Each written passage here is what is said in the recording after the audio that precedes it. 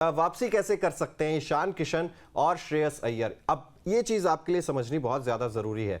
क्या central contract में नहीं होने का मतलब यह है कि आप मैचेस नहीं खेल सकते? इस चीज को आपको क्लियर करना जरूरी है कि ऐसा बिल्कुल नहीं है। कोई खिलाड़ी अगर सेंट्रल कॉन्ट्रैक्ट में नहीं है तब भी वो मैच खेल सकता है, उसको टीम में जगह दी जा सकती है। बशर्ते बात यह है कि वो बीसीसीआई जो चाहती है वो पूरा करके दे। और बीसीसीआई ने अपनी उस मेल में ये चीज साफ लिखी थी कि जो क्रिकेटर डोमेस्टिक क्रिकेट को प्रेफरेंस नहीं दे रहा है उनके लिए शायद टीम के दरवाजे बंद ही रहेंगे। अगर ईशान किशन और श्रेयस अय्यर अभी भी डोमेस्टिक क्रिकेट खेलते हैं तो बिना सेंट्रल कॉन्ट्रैक्ट लिए भी वो टीम इंडिया में वापसी कर सकते हैं, उनको मैच फीस जो है दी जाती रहेगी। तो ये सिंपल सा लॉजिक है। अभी भी ऐसा नहीं है कि दरवाजे बंद हो गए हैं, आइए खेलिए और टीम में वापस जगह बना लीजिए। बिल्कुल। और देखिए सेंट्रल कॉन्ट्रैक्ट जो है वो उनका खत्म हो चुका है, मतलब 2023-24 का, लेकिन वो भी मैच अगर वो खेलते हैं तो मैच फीस मिलेगी, यानी कि सालाना जो सैलरी होती है वो उनको नहीं मिलेगी श्रेयस अय्यर को और ईशान किशन को। लेकिन यहाँ पर अच्छी बात यह है कि बाकी के खिलाड़ियों के लिए भी एक तरीके से अलर्ट है कि भाई आप अलर्ट हो जाइए और सबसे पहले आप प्रेफरेंस दीजिए घरेलू क्रिकेट का।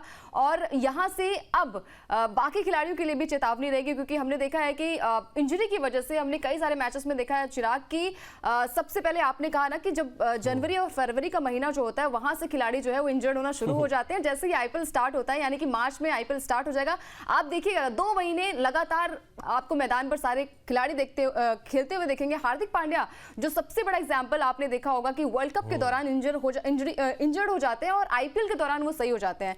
अब इस बार मुंबई इंडियंस की कमान संभालते नजर आएंगे। हाँ, मुंबई इंडियंस की कमान संभालते हुए नजर जरूर आएंगे, लेकिन वो शायद जो मुंबई इंडियंस की टीम मैनेजमेंट है ना वो भी सोच रही होगी कि यार ये जब हमने हार्दिक पांड्या को कप्तान बनाया वैसे ही जो है उल्टी गिनती शुरू हो गई हार्दिक पांड्या के लिए भी, क्योंकि चीजें जो है बहुत तेजी से बदली हैं उन सब के लिए। अब ये चीज भी है कि बीसीसीआई का ही आईपीएल है और बीसीसीआई का ही ये जो इंडियन क्रिकेट टीम है उसको भी मैनेज करने का रोल है। अब बीसीसीआई हम देख रहे हैं पिछले शायद 16 साल से आईपीएल चल रहा है, तब हमने देखा कि इतना ज्यादा स्ट्रिक्टनेस नहीं थी, लेकिन अब क्योंकि ये चीजें ज्यादा होने लग गई थी, अब हम देखते हैं कि आईपीएल से पहले 4-5 साल से थोड़ा ज्यादा। और ये लिस्ट छोटी नहीं है, ये सिर्फ ईशान किशन, श्रेयस अय्यर या हार्दिक पांड्या के लिए नहीं है, ये दीपक चार के लिए भी ये चीजें होती हैं, केएल राहुल के साथ भी इस तरीके की चीजें होती हैं। बहुत सारे खिलाड़ी हैं जो इस तरीके की चीजें कर रहे हैं। अब नाम यहां पर क्लैरिफाई करना थोड़ा सा मुश्किल है, लेकिन आप लोग भी समझते हैं कि वो उन खिलाड़ियों की लिस्ट में कौन कौन से नाम शामिल हैं। तो सवाल सब पे है और आईपीएल को प्रेफरेंस नहीं देना, ये चीज साफ संदेश है। एक बार फुल स्क्रीन पर वो ग्राफिक्स भी देख लेते हैं कि इन्होंने कितने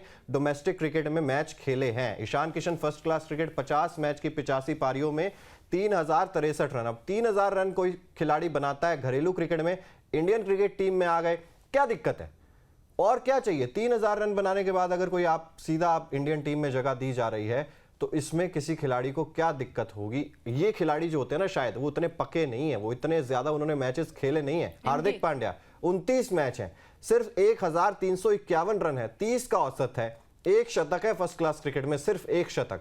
अब आप हार्दिक पांड्या को इंडियन क्रिकेट टीम में वो, क्योंकि ये सब चीजें होती भी तो अंकिता आईपीएल की वजह से ही है ना। बिल्कुल, बिल्कुल। जब आईपीएल आता है तो फिर आईपीएल में इनको जगह दे दी जाती है, फिर इंडियन क्रिकेट टीम में भी आपका आईपीएल के थ्रू ही सिलेक्शन हो जाता है। बिल्कुल, क्योंकि उम्मीद यही रहती है ना कि वहां पर बल्ला चला है तो शायद अब टीम इंडिया के लिए खेले तो वहां पर भी चले। लेकिन देखिए श्रेयस अय्यर ये भी 70 मैच खेल चुके, 5559 रन के बैट्स देखने को मिले और एवरेज देखिए वो 50 से ज्यादा का रहा है। और एक और चीज है अंकिता, श्रेयस अय्यर की जब बात करते हैं ना, श्रेयस अय्यर शायद वो ना, ये नहीं था कि डोमेस्टिक क्रिकेट नहीं खेल रहे हैं या इंडिया के लिए नहीं खेल रहे हैं, इनका जो मामला बिगड़ा है ना वो थोड़ा सा लेट बिगड़ा है। ये चीज मेरे हिसाब से, क्योंकि इनका फर्स्ट क्लास करियर भी ठीक है, 13 शतक लगाए हैं, 5500 से ज्यादा इनके बल्ले से रन निकले हुए हैं। तो हम श्रेयस अय्यर के लिए क्यों ये बातें कर रहे हैं, वो ईशान किशन के साथ नप गए शायद। ये चीज बहुत सारी इस चीज पर चर्चा हो रही है कि श्रेयस अय्यर क्यों आखिर इसमें आए हैं। अब उनकी गलती तो है, वो गलती क्या है? क्योंकि उन्होंने कहा कि मैं फिट नहीं हूं। अब श्रेयस अय्यर कहते हैं कि मैं फिट नहीं हूं, एनसीए के पास जाते हैं, एनसीए के डॉक्टर बोलते हैं नहीं आप फिट हैं तो आप हाँ डोमेस्टिक क्रिकेट खेल लीजिए कम से कम। अगर आप इंडिया के लिए इंग्लैंड के खिलाफ सीरीज नहीं खेलना चाहते तो आप डोमेस्टिक क्रिकेट खेल लीजिए। कह रहे नहीं मैं फिट नहीं हूं। अब तो खेल रहे हैं ना आप, अब तो आपको खेलना पड़ेगा, अब आप जाएंगे भी, आप अपनी टीम के लिए सेमीफाइनल खेलेंगे भी।